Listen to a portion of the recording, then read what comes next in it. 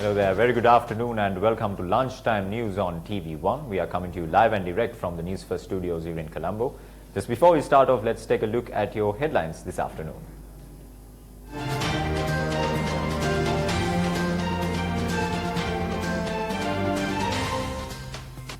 Parliament convenes amidst political crisis.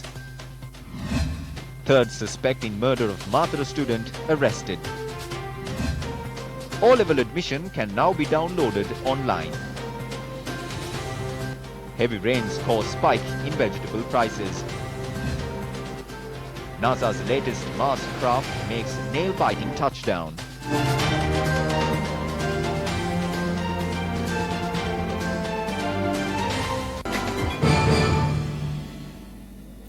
Now in your lead story this afternoon, Parliament is due to convene at 1 this afternoon.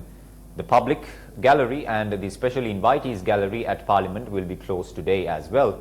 Accordingly, no one would be allowed inside the gallery except for the media personnel, as same as it was on the 19th and the 23rd of November. Police Special Task Force has taken steps to beef up security in and around the Parliament today as well. A senior official attached to the Police Special Task Force added that special teams are on standby as well. Now we are moving on to some more local news. The International Association of Theravada Buddhist Universities' 5th International Conference, hosted by Buddhist and Pali University of Sri Lanka, commenced under the auspices of President Maithripala Sirisena. Over 150 international representatives from 25 international universities are taking part in the conference, which will also be attended by around 200 lecturers. Now, 2 people have reportedly been injured following an accidental discharge of a police officer's firearm in Akkarepattu this morning. The police media unit said the incident took place when police carried out a special nighttime operation in the local area. Police said they ordered a motorcycle driven by a male without wearing a protective helmet to stop, but the rider made an attempt to turn back and flee. Police said at the moment an unintentional discharge took place and 2 people in the motorcycle were injured and rushed to the hospital.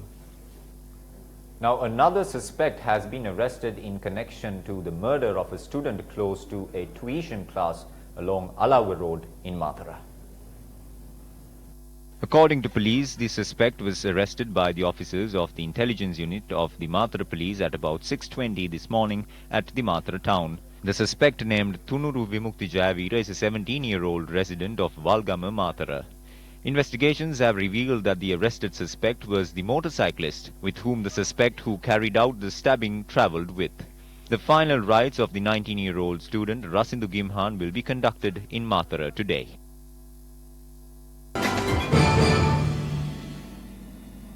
Now in political news this afternoon, the case filed against Gotabaya Rajapaksa and 7 other suspects over the misuse of state funds of up to 33.9 million rupees for the construction of the D.A. Rajapaksa Museum was postponed to the 4th of December. Now the case was taken up at the Special High Court trial at Bar before a bench comprising of judges Sampath Abekon, Sampath Vijayratna and Champa Janaki Rajaratna. Court ordered a number of state and private banks and the chief legal officers of the Land Reclamation and Development Corporation to provide the documents requested by the prosecution on or before the 30th of this month. The Deputy Solicitor General Dilip Piris, appearing on behalf of the Attorney General, stated in court that the party of the accused have been provided with about 80% of the relevant documentation.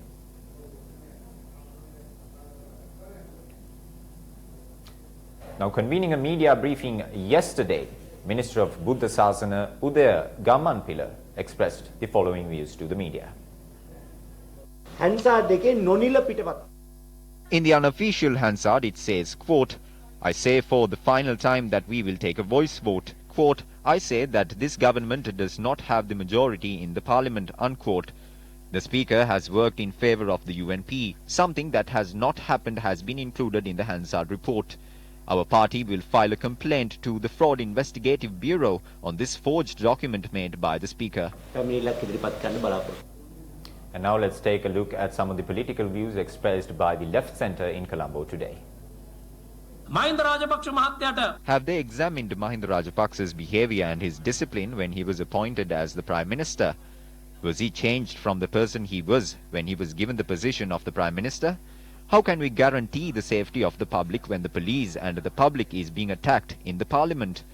Under a regime where the police is being slapped in the face and attacked by garbage bins, chili powder and chairs, what sort of an election can we expect from this present government? The police, who is responsible of the safety of the people, is being attacked. Can the police protect the people? If the chairperson of the parliament, the speaker, is being attacked, how can those politicians be responsible of the general public? That is exactly why this has become a huge issue. එනිසායි මේක බරපතල ප්‍රශ්නයක් වෙන්නේ. Now, the Janata Vimukti Peramuna convened a media briefing in Colombo today as well. There is nothing much to say. We have brought in motions of no confidence. Maithripala Sirisena says that he cannot accept them, citing various technical reasons. What we have to say is, you bring a show of confidence motion on behalf of Mahinda Rajapaksa. They say they will boycott the parliamentary sessions until the speaker is present. He can bring a motion to remove Kharja Surya. You need the majority in the parliament to do that. In more political news now, State Minister of Defence Lakshman Seneviratne made the following comments at an event in Colombo yesterday. After we reunited, it's not a matter whether the symbol is the leg, viper or snake. The two parties got together. The two who were divorced got together for their child. Don't make comments to worsen this situation. In some families there are abandoned children. Though at this time such things happens, everyone come together on common ground. Now, the fifth commemoration of the RIT Alas was held at the auditorium of the DSN Nayaka College today. The event was attended by family members of RIT Alas and a number of politicians. Floral tributes were laid before the statue of RIT Alas.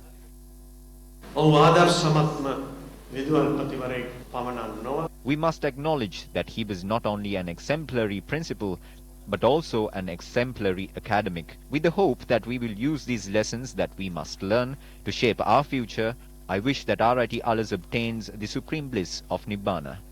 RIT Alas, who began his career as a teacher at Royal College Colombo, was a pioneer of the golden period in the country's educational sector. Late RIT Alas is the founder of both DSN Nayaka College and the Gateway International School. The Ministry of Finance and Economic Affairs has rejected reports that claim Prime Minister Mahinda Rajapaksa, as the Minister of Finance and Economic Affairs, has pressured Sri Lanka's customs to release an individual who attempted to smuggle US dollars out of the country. Now, the Department of Examination states organizing and conducting support classes and seminars relating to the GCE O-level examination will be prohibited from midnight tonight. The GCE Ordinary Level Examination will be conducted from the 3rd to the 12th of December at 4,661 examination centres island-wide. Commissioner General of Exams Sanath B. Pujitha said legal action would be taken against those who organise or conduct support classes and seminars relating to the GCE Ordinary Level Examination as of midnight today. The Department of Examination states that if a candidate for the Ordinary Level Examination has still not received his admission, he can log on to www.doenets.lk and use their identity card number to download their admission form. The Department of Examinations added that 233,791 private applicants will be sitting for the examination this year and that their admission forms have already been posted.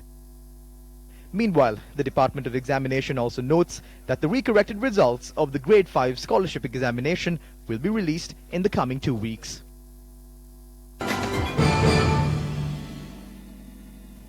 The Ministry of Agriculture says that there are no preparations to import vegetables.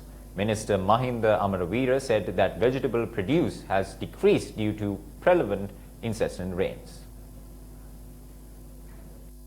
Minister Mahinda Amaravira said that the situation will return to normal by next month. The minister added that a study has been launched to find out methods in which crops can be protected during the rainy season. Meanwhile, the Traders Association of Manin Market in Peta says that the prices of vegetables continues to increase on a daily basis. Chairman of the association, Gamini Hadunge, said that a kilo of carrot and capsicum is selling at a price over 300 rupees. He added that a kilogram of green chilies is selling for a price between 500 and 550 rupees. In more local news now, 2 suspects attempting to smuggle a stock of currency worth over 3 million rupees were apprehended by customs officials at the Bandar Naik International Airport. One of the 2 arrested suspects is a Kuwait national, while the other suspect is a Sri Lankan. The 2 suspects had attempted to smuggle the stock of currency to Kuwait via the BIA last night.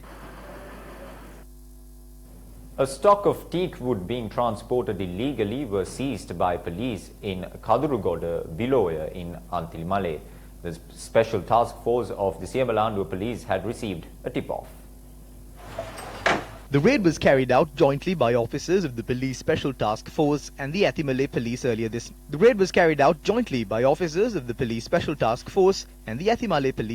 morning. According to police, the stock of teak wood was being smuggled in the guise of transporting husk. The value of the stock of wood has been estimated at 1.5 million rupees. 2 suspects have been arrested in connection to the incident and are due to be produced before the Siemalandu Magistrates Court.